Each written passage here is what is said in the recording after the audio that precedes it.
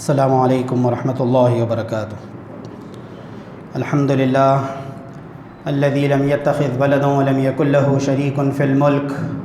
ولم يكن له ولی من الذل وکبرہ تکبیرا۔ اللہ اکبر کبیرا، الحمد للہ کثیرا، سبحان اللہ بکرۃ واصیلا۔ فاعوذ باللہ السمیع العلیم من الشیطان الرجیم، بسم اللہ الرحمن الرحیم۔ یا ایہا المدثر قم فانذر وربک فکبر، صدق اللہ العظیم۔ حمد و ستائش اللہ رب العالمین کے لیے ہے، وہی ہم سب کا خالق، مالک اور حاکم ہے۔ درود و سلام ہو نبی آخر الزماں حضرت سیدنا محمد مصطفیٰ صلی اللہ علیہ وسلم پر، جنہیں اللہ تعالیٰ نے the ultimate and final messenger بنا کر، آخری نبی اور آخری رسول بنا کر روانہ فرمایا۔ سامعین محترم، قم فانذر وربک فکبر، اٹھو اور لوگوں کو خبردار کرو اور اپنے رب کی بڑائی کا اعلان کرو۔ اس ٹاپک پر، اس تھیم پر آئندہ 10 دنوں میں ہماری اپنے شہر اور پوری ریاست تلنگانہ میں امت مسلمہ کے سامنے ایک میسیج، ایک پیغام پیش کیا جائے گا، اور وہ میسیج یہ ہے کہ امت مسلمہ کی، سارے مسلمانوں کی ذمہ داری یہ ہے کہ وہ اپنے رب کے کلام کو، اس کے دین کو، اس کی پسندیدہ شریعت کو، اس وے آف لائف، اس سسٹم آف لائف کو جو اسلام کی شکل میں پایا جاتا ہے، دنیا کے سامنے پیش کریں۔ اور جب وہ اس میسیج کو، اس پیغام کو پیش کریں گے، اپنے رب کی بڑائی کا اعلان کریں گے، تو اس کے نتیجے میں جو کچھ مصائب، جو کچھ پریشانیاں، جو کچھ آزمائشیں ان پر آتی ہوں، وہ اس پر صبر کے ساتھ اور استقامت کے ساتھ، پوری کنسسٹنسی کے ساتھ اس پر جمے رہیں، اور یہ صبر اور یہ استقامت ان کے رب کی خاطر ہو، جیسا کہ اسی آیات کے تسلسل میں فرمایا گیا کہ وَلِرَبِّكَ فَاصْبِرْ، اپنے رب کی خاطر آپ صبر کیجیے، اپنے رب کی خاطر آپ ڈٹے رہیے، آپ جمے رہیے، اپنے کام سے لگے رہیے۔ اس کے لیے قرآن مجید نے ایک بہت جامع لفظ صبر استعمال کیا ہے۔ قم اللیل اور قم فانذر، یہ 2 جڑواں صورتوں کے اندر نازل ہونے والے الفاظ ہیں۔ نبی کریم صلی اللہ علیہ وسلم پر بالکل ابتدائی دور میں، پروفٹ ہوڈ کے بالکل انیشیل پیریڈ میں جو 3 صورتوں کی آیتیں نازل ہوئی تھیں، اس میں سب سے پہلے سورہ علق کی 5 آیتیں، جس میں بار بار کہا گیا پڑھیے پڑھیے، اقرا اقرا بسم ربک الذی خلق، اقرا وربک الاکرم، پڑھیے۔ یہ 5 آیتیں، یہ دراصل نبوت کا آغاز تھا، یا پھر بعض مفسرین نے اسے اظہار نبوت کہا ہے کہ نبی تو پیدائشی طور پر نبی ہوتے ہیں، لیکن نبوت کا اظہار کرنے والی یہ صورتیں تھیں۔ سورہ علق کی آیتیں نازل ہوئی، اور پھر اس کے بعد سورہ قلم کی آیتیں، نون والقلم وما یسطرون ما انت بنعمت ربک بمجنون۔ سورہ علق میں پڑھنے کا، بار بار پڑھنے کا حکم دیا گیا تھا، اور یہاں یہ بات بیان کی گئی کہ نبی کریم صلی اللہ علیہ وسلم کی دلجوئی کی گئی، آپ کو تسلی دی گئی، آپ کو بھروسہ اور دلاسا دلوایا گیا کہ ما انت بنعمت ربک بمجنون۔ یہ لوگ کہہ رہے ہیں کہ آپ کے اوپر کچھ جنوں کا اثر ہو گیا ہے، نعوذ باللہ، آپ اپنے رب کے فضل سے کوئی مجنون آدمی نہیں ہیں۔ وَإِنَّ لَكَ لَأَجْرًا غَيْرَ مَمْنُونٍ، آپ کے لیے نہ ختم ہونے والا اجر ہے۔ وَإِنَّكَ لَعَلَىٰ خُلُقٍ عَظِيمٍ، آپ 40 سال اس بستی کے اندر گزار چکے ہیں۔ یہ مکے کے لوگ صبح اور شام سے واقف ہیں، آپ کے کاروبار اور معاملات سے، آپ کے بزنس ڈیلنگ سے، آپ کے کیریکٹر سے، آپ کے مورل سے، آپ کی ویلیو سے، آپ کی پوری زندگی سے، آپ کے صبح اور شام کے اخلاق سے، آپ کے لینے اور دینے کے انداز سے، یا آپ کے بیہیویئر سے، آپ کے ایٹیٹیوڈ سے ہمیشہ سے 40 سال سے واقف ہیں، اور انہوں نے کبھی آپ کو جھوٹ بولتے ہوئے، دھوکہ دیتے ہوئے، خیانت کرتے ہوئے نہیں دیکھا ہے، نہیں سنا ہے۔ لہٰذا اب یہ کیسے کہہ سکتے ہیں کہ آپ پر جنوں کا سایہ ہو گیا ہے؟ اور جو آدمی اپنے کاروبار کے معاملے میں، اپنے بزنس کے معاملے میں جس نے کبھی جھوٹ سے کام نہیں لیا ہے، چھوٹے بڑے کسی معاملے میں اس نے کبھی جھوٹ کا سہارا نہیں لیا ہے، وہ اس پوری دنیا کے خالق اور مالک کے بارے میں کیسے جھوٹ بول سکتا ہے؟ یہ سورہ قلم کی ابتدائی آیات تھی جو نبی کریم صلی اللہ علیہ وسلم پر نازل ہونے والی دوسری وحی۔ اور پھر اس کے بعد سورہ مزمل قم اللیل الا قلیلا، نبی صلی اللہ علیہ وسلم آپ کھڑے رہیے، راتوں میں کھڑے رہیے، آدھی رات یا اس سے کم یا اس سے زیادہ، اور اللہ تبارک و تعالیٰ کی عبادت کیا کیجئے اور قرآن مجید کی تلاوت کیا کیجئے۔ بعض مفسرین نے سورہ بنی اسرائیل کی ایک آیت کا مطلب یہ بیان کیا ہے جس میں اللہ تبارک و تعالیٰ نے فرمایا وَمِنَ اللَّيْلِ فَتَهَجَّدْ بِهِ نَافِلَةً لَكَ، کہ تم پر رات کا ٹھہرنا یعنی تہجد کی نماز پڑھنا تمہارے اوپر لکھ دیا گیا ہے، نَافِلَةً لَكَ کے الفاظ استعمال کیے۔ تو بعض مفسرین نے کہا کہ ابتدا میں تہجد کی نماز مسلمانوں پر فرض تھی، کیونکہ اس وقت تک نمازیں 5 وقت کی نمازیں فرض نہیں ہوئی تھی، تو تہجد کی نماز ابتدا میں فرض تھی، اور ان راتوں کی عبادت کے ذریعے سے وہ ایکسٹرنل قوت، وہ ایکسٹرنل پاور، وہ ایکسٹرنل اسٹرنتھ حاصل ہوگی کہ جس کے نتیجے میں ایک بندہ مومن پورے ماسس کے سامنے، پوری پبلک کے سامنے ٹھہر کر اللہ کی بڑائی، اس کی کبریائی بیان کر سکے۔ عامر عثمانی نے کہا تھا مجاہدو اس کو یاد رکھنا یہ ایک نقطہ ہے عارفانہ، جہاد پہ ہم کارگر نہ ہوگا نہ ہو جب تک گریہ شبانہ۔ گریہ شبانہ کہتے ہیں راتوں کو اٹھ کر رونا، راتوں کو اٹھ کر گڑ گڑانا۔ وَإِذَا سَمِعُوا مَا أُنزِلَ إِلَى الرَّسُولِ تَرَىٰ أَعْيُنَهُمْ تَفِيضُ مِنَ الدَّمْعِ، قرآن مجید کی آیات کی اس طرح تلاوت کرنا کہ آنکھوں سے آنسو رواں ہو جائیں۔ تتجافى جنوبهم عن المضاجع، اپنی پیٹھ بستروں سے الگ رہنا۔ يدعون ربهم، اپنے رب کو پکارنا، خوفا و طمعا، امید اور خوف کے ساتھ۔ تو جب بندہ مومن اللہ کی جناب میں، اللہ کی بارگاہ میں راتوں میں ٹھہر کر عبادت کرتا ہے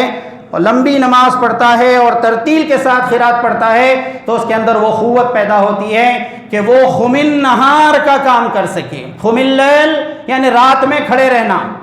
اور سورہ مدثر چوتھی سورت ہے جو نازل ہوئی جس میں فرمایا گیا یا ایھا المدثر قم، یہاں پر بھی وہی الفاظ ہیں، قم، اٹھیے، رائز، کھڑے رہیے۔ یہ قم النہار ہے، دن میں کھڑا ہونا۔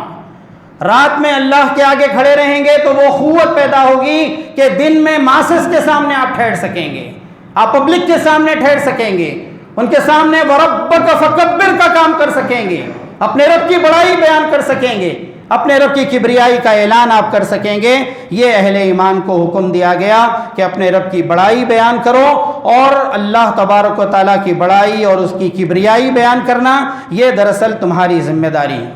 قم، دونوں مرتبہ، قم اللیل اور قم النہار۔ سیرت کی کتابوں میں آتا ہے کہ حضرت عیسیٰ علیہ السلام اسی لفظ قم کو استعمال کرتے تھے، قم باذن اللہ، کہ ایک آدمی مر جاتا تھا، موت اس پر طاری ہو جاتی تھی، تو اللہ تبارک و تعالیٰ نے جو حضرت عیسیٰ علیہ السلام کو معجزات، جو میراکلز آپ کو دیے تھے، اس میں یہ تھا کہ آپ مردوں کو زندہ کرتے تھے، تو اس وقت جو آپ اس کے سامنے کلمہ کہتے تھے قم باذن اللہ، اللہ کے حکم سے تم اٹھ جاؤ، اللہ کے حکم سے تم زندہ ہو جاؤ، اور اس وقت مردہ زندہ ہو جاتا تھا۔ تو قم اللیل اور قم النہار اس کا بڑا خاص تعلق ہے، اور قرآن مجید نے سورہ مدثر میں ابتداءً نبی کریم صلی اللہ علیہ وسلم کو اور آپ کے ذریعے سے پوری امت کو اس بات کا حکم دیا کہ مسلمانوں تمہاری ڈیوٹی اور رسپانسبلٹی یہ ہے کہ قم، تمہیں کھڑا ہونا ہے، فانذر، لوگوں کو خبردار کرنا ہے اللہ تبارک و تعالیٰ کے بارے میں، دین کے بارے میں، جنت کے بارے میں، دوزخ کے بارے میں، انسان کی پیدائش کے مقصد کے بارے میں، وہ ساری باتیں جو قرآن مجید میں نازل ہو رہی ہیں وہ سب تم کو لوگوں تک پہنچانا ہے۔ فانذر، لوگوں کو خبردار کرنا ہے۔ اور پھر اس کے بعد فرمایا وَرَبَّكَ فَكَبِّرْ، اپنے رب کی بڑائی کا اعلان کرنا ہے۔ فکبر کبریائی کو کہتے ہیں۔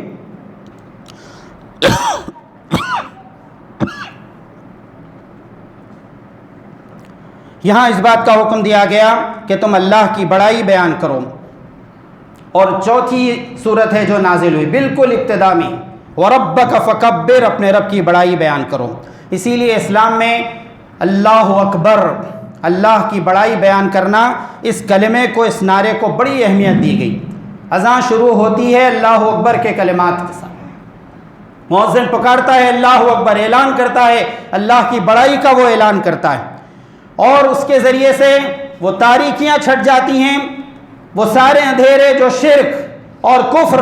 اور طاغوت کے ذریعے سے قائم ہوئے ہیں، وہ سارے کے سارے اندھیرے چھٹتے ہیں۔ علامہ اقبال نے بات کہی تھی، وہ سحر جو کبھی فردا ہے کبھی امروز، معلوم نہیں ہوتی ہے کہاں سے پیدا، وہ سحر جس سے لرزتا ہے شبستان وجود، ہوتی ہے بند مومن کی اذان سے پیدا۔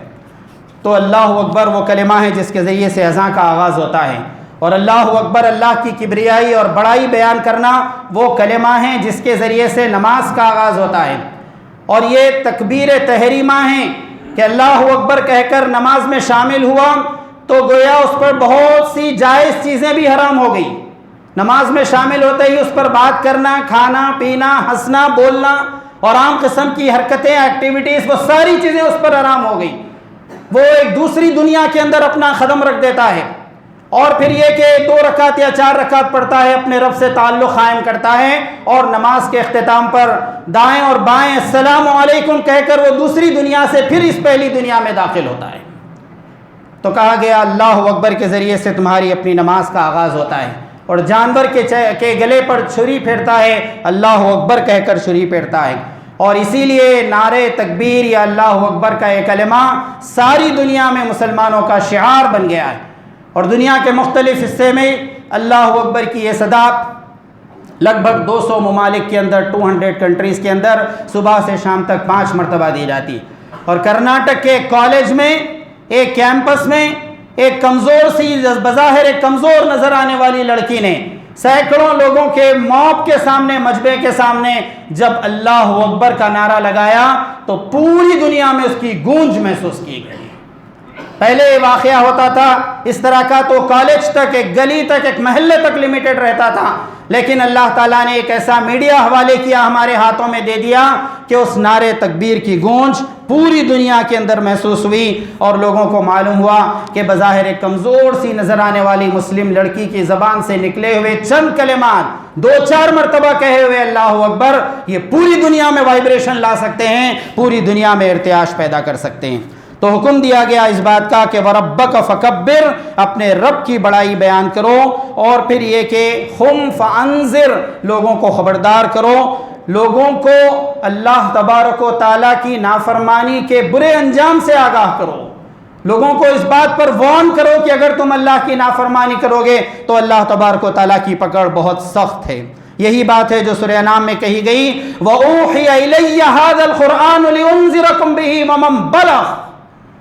یہ جو قرآن نازل ہو رہا ہے لِأُنذِرَكُمْ بِهِ، اس قرآن کے ذریعے سے تم لوگوں کو وارن کرو، لوگوں کو خبردار کرو، اور یہ خبردار کرنا، یہ انذار، اس کا جو ہدف ہے، اس کا جو گول ہے، اس کا ٹارگٹ ہے، یہ نہیں ہے کہ ایک تعلیمی نظام، ایک ایجوکیشنل سسٹم قائم کیا جائے، اس کا ٹارگٹ اور گول یہ نہیں ہے کہ خانقاہی نظام قائم کیا جائے، اس کا ٹارگٹ اور گول یہ نہیں ہے کہ صوفیوں کا ایک نظام قائم کیا جائے، بلکہ سورہ صف میں فرمایا گیا اس کا گول ہے لِيُظْهِرَهُ عَلَى الدِّينِ كُلِّهِ۔ سورہ توبہ میں فرمایا گیا وَكَلِمَةُ اللَّهِ هِيَ الْعُلْيَا، اللہ کا کلمہ ہی بلند ہونا ہے۔ سورہ بقرہ میں فرمایا گیا وَيَكُونَ الدِّينُ كُلُّهُ لِلَّهِ، اور دین پورا کا پورا اللہ کے لیے خالص ہو جائے۔ اور سورہ شورا میں اس کا الٹیمیٹ گول بیان کیا گیا أَنْ أَقِیمُوا الدِّینَ وَلَا تَتَفَرَّقُوا فِیہ، کہ اس انذار کے ذریعے سے، اس تبشیر کے ذریعے سے، اس اللہ کی بڑائی اس دنیا میں بیان کرنے کے ذریعے سے تم یہ چاہتے ہو کہ اس زمین پر اقامت دین کا کام ہو، اللہ کے دین کو قائم اور اسٹیبلش کیا جائے۔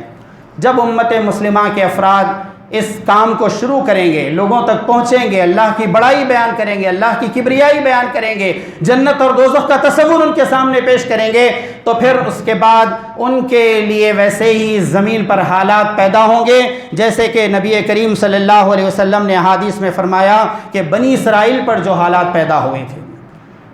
جو حالات بنی اسرائیل پر پیدا ہوئے تھے امت مسلمہ پر وہ پیدا ہوں گے۔ ترمذی شریف کی ایک روایت، حضرت عبداللہ بن عمر رضی اللہ تعالیٰ عنہ راوی ہیں، نبی کریم صلی اللہ علیہ وسلم نے ارشاد فرمایا لَيَأْتِيَنِّ عَلَىٰ أُمَّتِي كَمَا أَتَىٰ عَلَىٰ بَنِي إِسْرَائِيلَ، کہ ایکسٹرنلی، باہر سے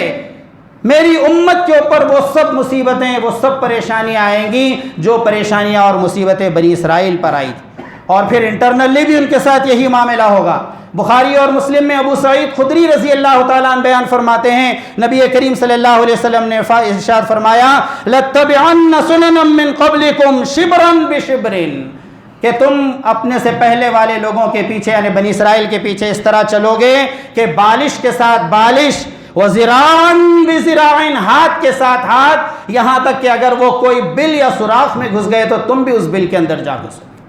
یہ حالات امت مسلمہ کے ساتھ پیش آئیں گے۔ نبی کریم صلی اللہ علیہ وسلم نے 1400 سال پہلے اس بات کی پہلے ہی خبر دے دی۔ تو بنی اسرائیل کو ان حالات کا مقابلہ کرنے کے لیے کس طرح تربیت دی تھی حضرت موسیٰ علیہ السلام نے، قرآن مجید نے سورہ قصص میں اس کا بہت تفصیل کے ساتھ ذکر کیا ہے۔ دیکھیے نبی کریم صلی اللہ علیہ وسلم کو بالکل ابتدا میں، شروع میں، نبوت کے آغاز میں کہا گیا قم فانذر وربک فکبر، آپ اٹھیے، لوگوں کو ڈرائیے، لوگوں کو خبردار کیجئے اور اپنے رب کی بڑائی کا اعلان کیجئے۔ اور ٹھیک اسی طرح حضرت موسیٰ علیہ السلام سے بات کہی گئی تھی، نتلو علیک من نبأ موسیٰ وفرعون بالحق لقوم یؤمنون ان فرعون علا فی الارض، یقیناً فرعون زمین پر بڑا بنتا تھا، اس نے کہا تھا انا ربکم الاعلی، میں ہی تمہارا سب سے بڑا رب ہوں۔ اور آج کے فرعون بھی یہی کہتے ہیں۔ ایڈولف ہٹلر نے یہ بات کہی تھی، مائی نیشن رائٹ اور رانگ، میری قوم صحیح یا غلط، بس میری قوم ہے اسی لیے وہ سپیریئر ہے، وہ بہتر ہے، میں اس کو سپورٹ کروں گا، میں اس کی تائید کروں گا، اور دوسری قوم کا آدمی چاہے وہ کیسے بھی اس کو سپریس اور کرش کیا جائے گا، اس کو دبایا اور ختم کیا جائے گا، انا ربکم الاعلی، میں ہی تمہارا سب سے بڑا رب۔ اور آج کے فرعون بھی دنیا میں اسی طرح کی بات امت مسلمہ کے سامنے پیش کر رہے ہیں۔ علا فی الارض، زمین میں سرکشی وہ کر رہا تھا، وجعل اہلها یستضعف طائفة منہم، اس نے ایک گروہ کو دبا کر رکھا تھا،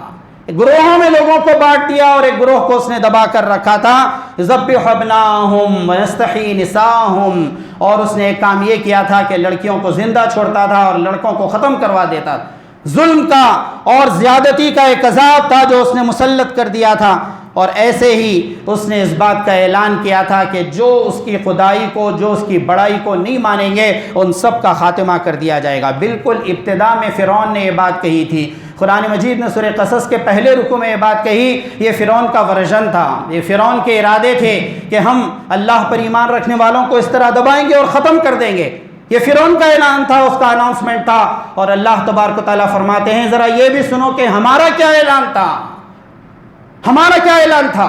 وَنُرِيدُ أَن نَّمُنَّ عَلَى الَّذِينَ اسْتُضْعِفُوا فِي الْأَرْضِ، وہ لوگ جو زمین میں دبائے گئے تھے، ہمارا یہ ارادہ تھا کہ اس زمین پر اقتدار عطا کریں، عزت عطا کریں، وَنَجْعَلَهُمُ الْوَارِثِينَ، اس زمین کو ان کو وارث بنا دیں، وَنُمَكِّنَ لَهُمْ فِي الْأَرْضِ، اس زمین پر انہیں اقتدار، اس زمین پر ہم انہیں لیڈرشپ عطا کریں۔ تو جس بچے کی پیدائش سے فرعون ڈر رہا تھا کہ ایک بچہ پیدا ہوگا اور میری حکومت کو ختم کرے گا جیسے کہ میں نے خواب میں دیکھا تھا،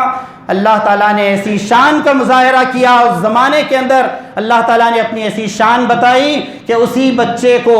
خود فرعون کے محل میں، خود فرعون کے خرچے اور اسپانسرشپ پر بڑا کیا گیا، اور آخرکار حضرت موسیٰ علیہ السلام نے فرعون کے ظالمانہ اقتدار کے دور کا خاتمہ کر دیا۔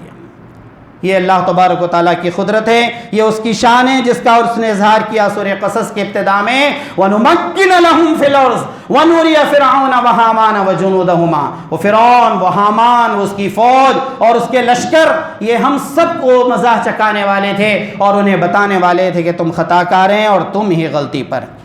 تو حضرت موسیٰ علیہ السلام کی قوم پر جب بہت سخت قسم کے حالات پیش آئے، قریب وہ حالات جو اس وقت ہمارے ساتھ پیش آ رہے ہیں، تو بنی اسرائیل بے چین ہو گئے ان حالات سے، اور بے چین ہو کر حضرت موسیٰ علیہ السلام کی خدمت میں پہنچے اور آ کر انہوں نے کہا کہ اے موسیٰ یہ کیا معاملہ ہے، آپ کے آنے سے پہلے جو حالات تھے آپ کے بعد بھی وہی حالات ہیں،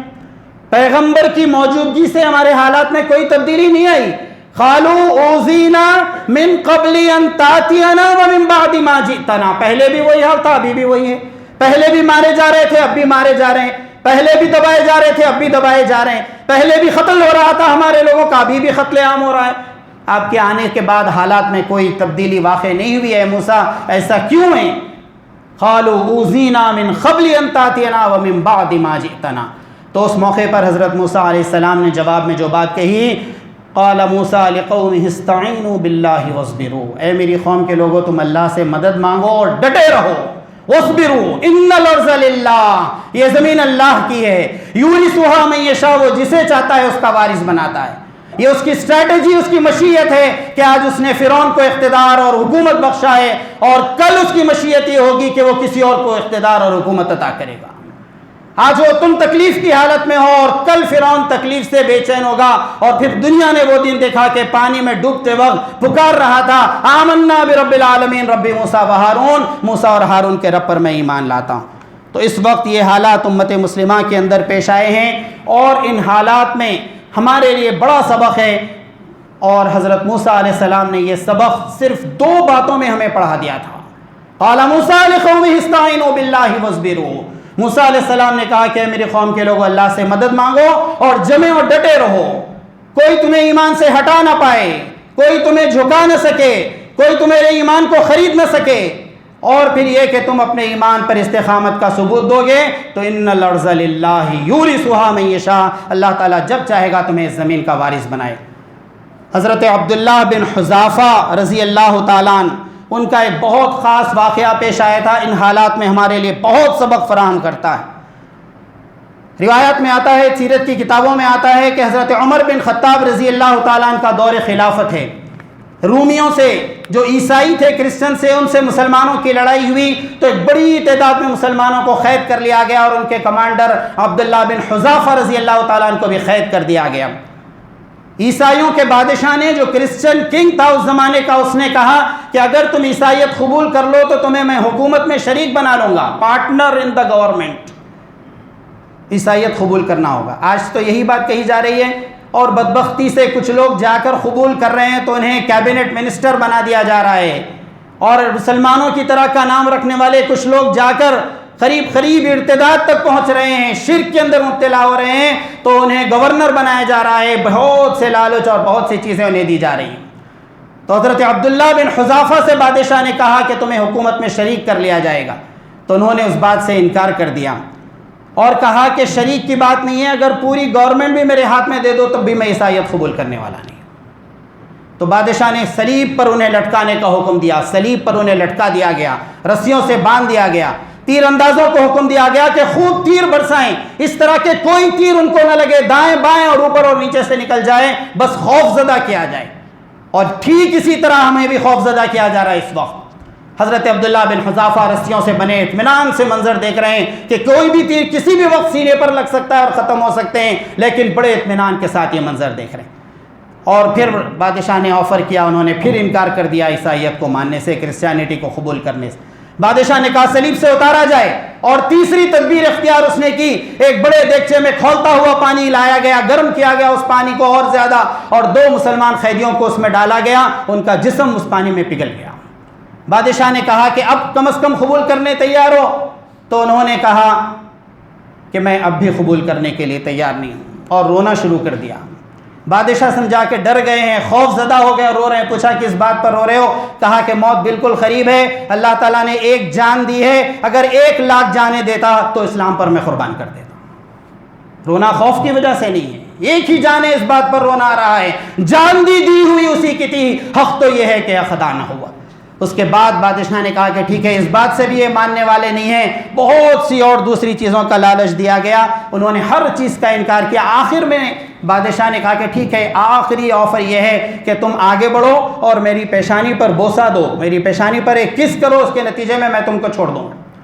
انہوں نے اپنے ساتھیوں سے مشورہ کیا اور اس کے بعد کہا کہ ٹھیک ہے، میں یہ کام کرنے کے لیے تیار ہوں، لیکن پورے مسلمان قیدیوں کو رہا کرنا ہوگا۔